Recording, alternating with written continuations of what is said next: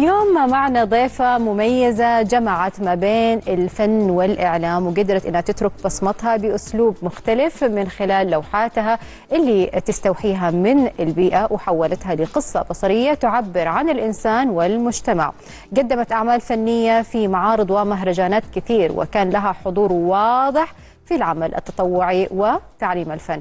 إذن خلونا نتعرف عليها وعلى قصتها، ورحبوا معايا بضيفتنا في الاستديو شوق اليحيى، فنانة تشكيلية وإعلامية. أهلا وسهلا وحياك الله اليوم معنا يا شوق. الله يسعدك. سعيدين بتواجدك معنا اليوم، لكن في البداية أبغى أعرف كيف تحبي تعرفي نفسك للناس؟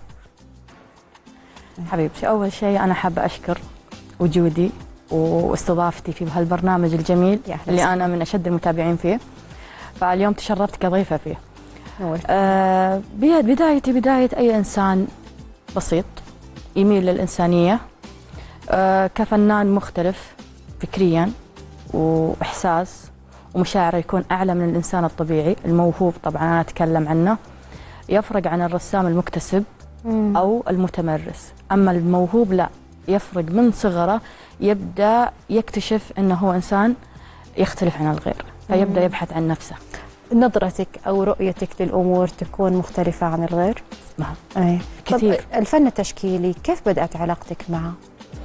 الفن التشكيلي ما بديت علاقتي معه، هو أساسا بدأ فيني، فهو نفس المشاعر لما تجين تعبرين عنه. في ناس كثير يتعبرون عن في القلم، في الريشة، في التعبير، أحيانا يكون في التأمل، أحيانا اللي بيقدر كيف انه يعبر بيعبر.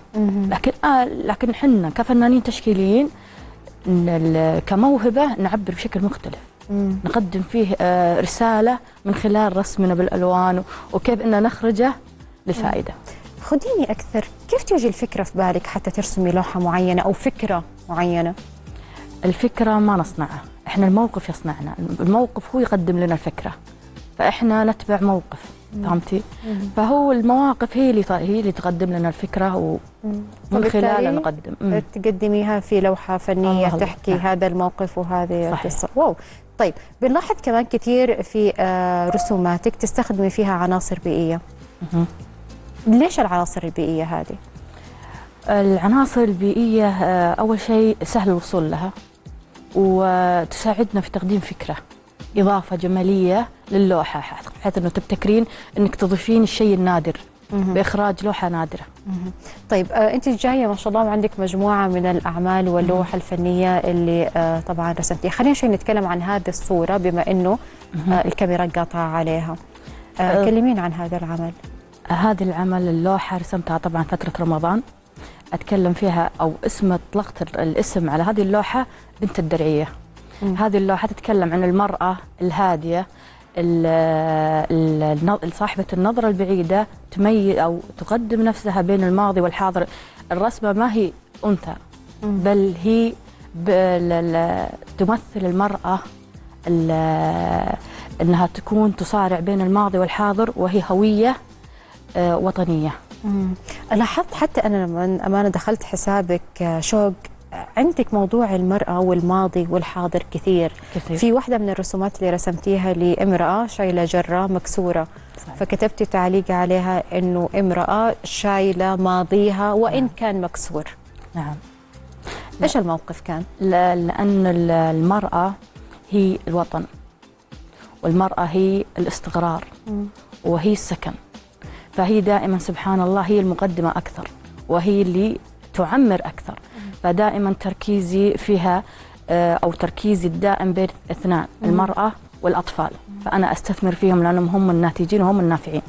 فدائما تشوفيني أحطها كرمز في لوحاتي. حلو. قد إيش يعني تميلي للتعبير عن الإنسان في لوحاتك؟ هو عبارة عن مشاعر، الإنسان مشاعر، فمن خلالها إحنا نعبر في اللوحات. أنا أشوف إنه اللوحة ما أصبحت مجرد ورق وألوان وفكر شخصي، لا، أنا أشوفها الآن أصبح من ضمن العلاج النفسي لكثير من الفئات، الكبار والصغار، صار نفس العلاج النفسي لهم. أمانة يعني هذا اللي أنا أشوفه في الكثير. فصار لي ولا أقطع واردك، صار لي نفس المنبر تقديم فيه رسالة. صح صح صح صح، ما شاء الله عليك. حنتكلم عن كمان واحدة من اللوح اللي معانا هنا في الاستديو، للوحة سمو ولي العهد الأمير محمد بن سلمان. صحيح. طيب كلمينا عن هذا العمل، اختيارك للألوان، الموقف، الرسالة. صحيح. طبعا احنا أصبحنا بين الماضي والحاضر، وكانت النقلة اللي هي رؤية 2030 وانطلاق المرأة بوجودها وإثبات وجودها كانت من خلال ولي العهد. فإحنا نعبر بمحبتنا، واللون الأزرق هو اللون التفاؤل.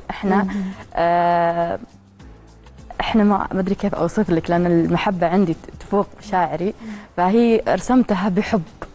إنه إحنا أحلامنا بين أيديه. صحيح صحيح. ناخذ اللوحة الثانية قبل أكمل على باقي الأسئلة. اللوحة الثانية هي برضو لسيدة، للمرأة.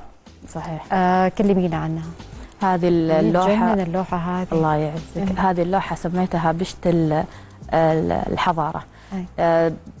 طبعا دائما قلت لك أنا أستخدم المرأة كاستقرار وكسكن وبين الماضي والحاضر. هذه الرسمة طبعا البيوت هذه الموجودة، بيوت الطين، هي هوية ووطن. فاكتفيت فيها كلبسها في البشت انه انا اعتز باصلي. فهمتي؟ فهذه الفكره، انه الاعتزاز بالاصل والوطنيه والهويه كبشت لبستها المراه. فهمتي؟ بما انك يعني فنانه تشكيليه بدات يعني بالفطره بالسجيه الى اليوم، كيف تشوفي توجه المعارض والمهرجانات والمشاركات في المعارض للفن التشكيلي؟ والله أنا أشوف انعكاس جدا جميل، وفيه أثر كثير، بحيث أنه قدمنا للجميع رسالة بأنه الفن التشكيلي أصبح موجود ومعرض دائم، وصرنا للأمانة نصقل المواهب ونخرج يعني كثير من محبين الفن التشكيلي، فأصبح الآن موجود دائم يضم ويحتضن ويخرج. صحيح. لك مشاركات كثير في معارض وفي مهرجانات. صحيح. أي كلمينا عن الأقرب لك، أي أكثر معرض أو مشاركة لك كان لها أثر مختلف عليك؟ والله اللي شوف الأقرب لي هو كل معرض أو كل مهرجان يكون فيه نخبة من الفنانين نكتسب فيهم تبادل الأفكار وتبادل الثقافات.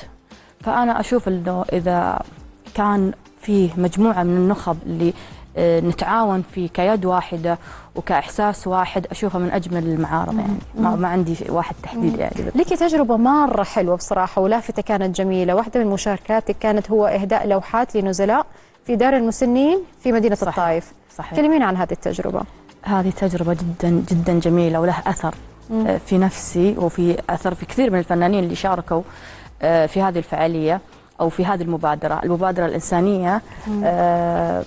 رسمنا طبعا بدون ما يعرفونهم، رسمناهم وقدمناها كهدية. كانت أثر كبير، ما كنا متوقعينه أبدا. ما كنا متوقعين الأثر النفسي اللي أدخلنا لقلوبهم وصنعنا لهم ابتسامة وأدخلنا في قلوبهم البهجة، لدرجة كانوا يتواصلون معنا الإدارة يقولون إنه والله العظيم إنه نجي قبل لا ينامون بالعادة ناخذ دورية عليهم ونطمن عليهم. يقول والله إنهم نلقاهم محتضنين الصور ونايمين. فالله يرحمهم. يعني كانت كلهم يعني شيء سعيد بالضبط. ويعني لهم يعني كثير. فكانت هذه المبادرة لا يمكن نتوقف عنها ومستمرين فيها كل سنة. أيوة طبعا. هذه كمان صور لكبار السن. صحيح. صحيح. هذه وين؟ هذه في القصيم. هذه في القصيم كانت. نعم. كان في بريدة. طبعا هذه العنود الطيرفي، وهذا مشاركنا فيها وقتها. كانت مبادرة من أخوان الاتحاد الفن التشكيلي. طبعا اتحاد الفن التشكيلي تم تأسيسه في معرض شوق اليحيى. ندعم فيه المبادرات الإنسانية، فكانت من ضمن المبادرة إدخال البهجة لقلب هذه الطفلة اليتيمة. فشفنا فيها الأثر الكبير لما شافت لوحتها ومشاركات الفنانين. تغير جذري لدرجة أن خرجت من موضع تعب إلى موضع أنه أنا أبي أشارك معاكم، أنا أبي أبادر أبد احتويناها بكل ما تملك من موهبة، بحيث أنه تخرج وتنسى الحادثة الأليمة اللي حصلت لها. حقيقة يعني أجمل من جسد أنه الفن رسالة، وأنا أشكر تواجدك اليوم معنا شو كثير استمتعنا معك. الله يعزك، يا هلا ومرحبا، نورتينا. حبيبتي. قبل لا نطلع فاصل خليني أخذكم لهذا الخبر، وهو من منطقة عسير اللي اليوم برز اسمها عالميا في عالم الأكل. منصة اكتشف عسير أعلنت انضمامها لقائمة أفضل 10 مواقع لعشاق الطعام في العالم حسب تصنيف